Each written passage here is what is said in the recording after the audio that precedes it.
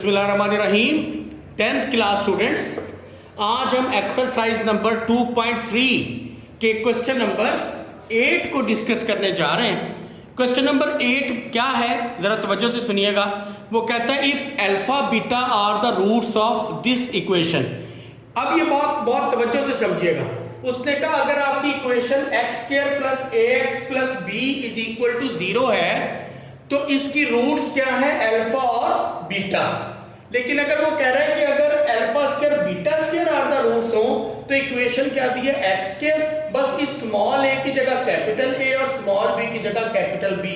यानी जब आप इस इक्वेशन को यूज करोगे तो इसकी रूट्स ये वाली है, और जब आप इस इक्वेशन को यूज करोगे तो इसकी रूट्स ये वाली है। देन प्रूव दैट, फिर प्रूव करो कि a is equal to 2b minus a square और b is equal to b square. ये आपने प्रूव करना है, यानी इन दोनों इक्वेशंस को यूज करके आपने इन चीजों को क्या करना है, प्रूव करना है। बहुत इजी क्वेश्चन, लेकिन दिखने में थोड़ा मुश्किल लग रहा है। सबसे पहले आप इस इक्वेशन को ले लें, यानी फ्रॉम इक्वेशन क्या है, x square plus a x plus b is equal to 0।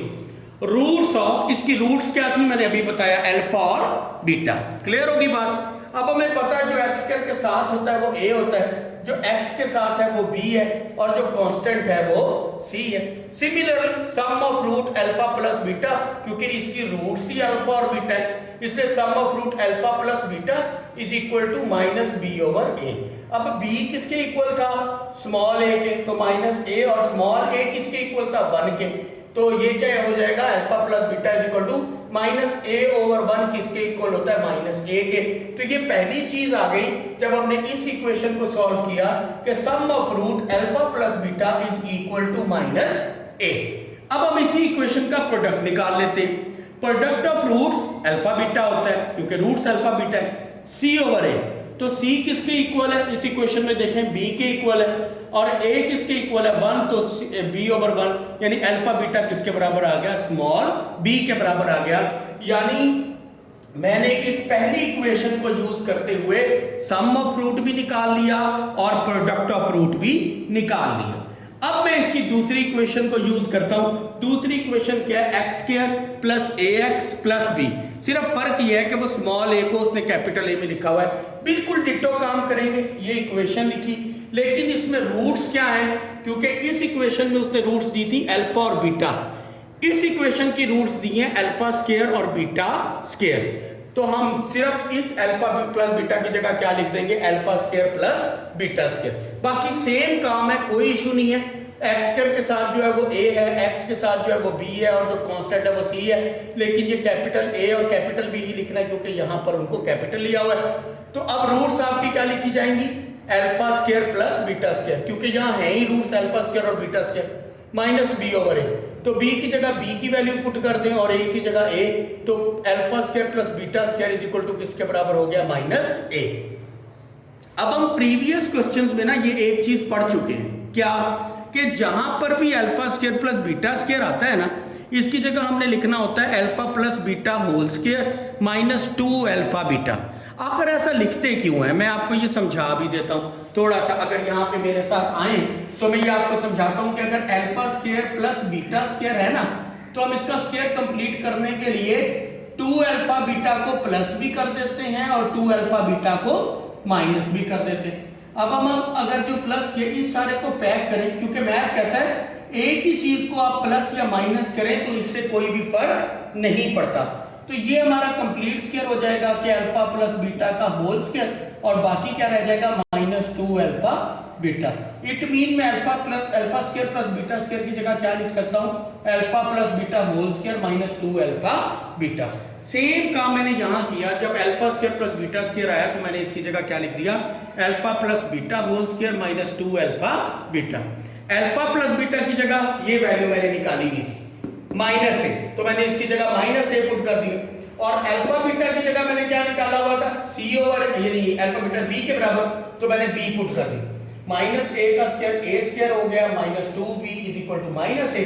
अब अगर मैं क्वेश्चन को देखूं, मैंने प्रूव करना था a is equal to 2b minus a square, यानी a पॉजिटिव था तो यहां पे भी पॉजिटिव बना दो, माइनस ए इस साइड पे आएगा तो प्लस ए, और ये -2 भी दूसरी साइड पे जाएगा तो +2b और +a² उधर जाएगा तो -a²।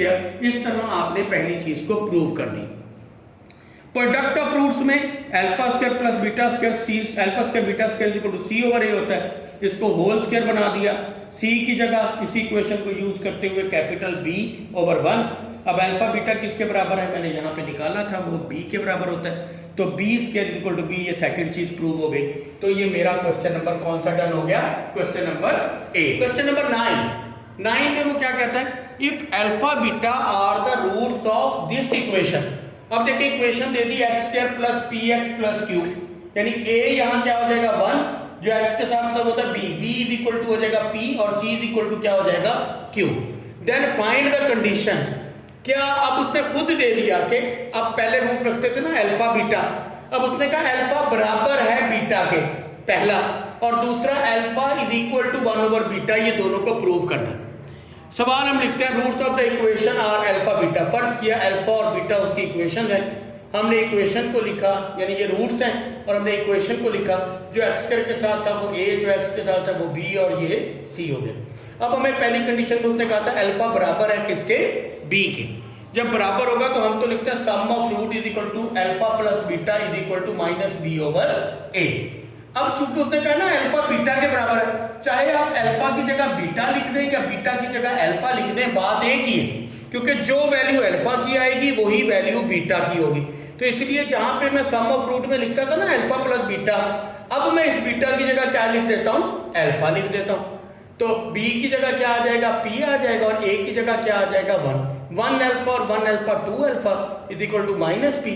2 मल्टीप्लाई और इधर आकर डिवाइड हो जाएगा, तो ये मेरे पास अल्फा की वैल्यू आ गई, सिंपल। और अगर प्रोडक्ट ऑफ रूट में अल्फा बीटा = c/a होता है, क्योंकि हमें पता है अल्फा और बीटा आपस में बराबर है, तो बीटा की जगह फिर अल्फा पुट कर दी, अल्फा² हो गया। अब यहाँ पे अल्फा की वैल्यू जो निकाली हुई थी वो इधर पुट कर दो, तो माइनस का स्क्वायर तो प्लस हो जाता है, p का स्क्वायर p² और 2 का स्क्वायर 4 डिवाइड हो रहा है, इधर आकर मल्टीप्लाई हो जाएगा, p² = 4q। ये पहली बात प्रूव कर दी, अगर अल्फा और बीटा आपस में बराबर होंगे तो ये इसका आंसर होगा। दूसरे में वो कहता है अल्फा = 1/बीटा। सिमिलरली मैंने पिछली वीडियो में जैसे क्वेश्चन नंबर 5 में किया था, सेम यहाँ पे भी सिर्फ प्रोडक्ट को यूज करेंगे। अल्फा बराबर है रेसिप्रोकल ऑफ बीटा 1/बीटा, अल्फा बीटा = c/a।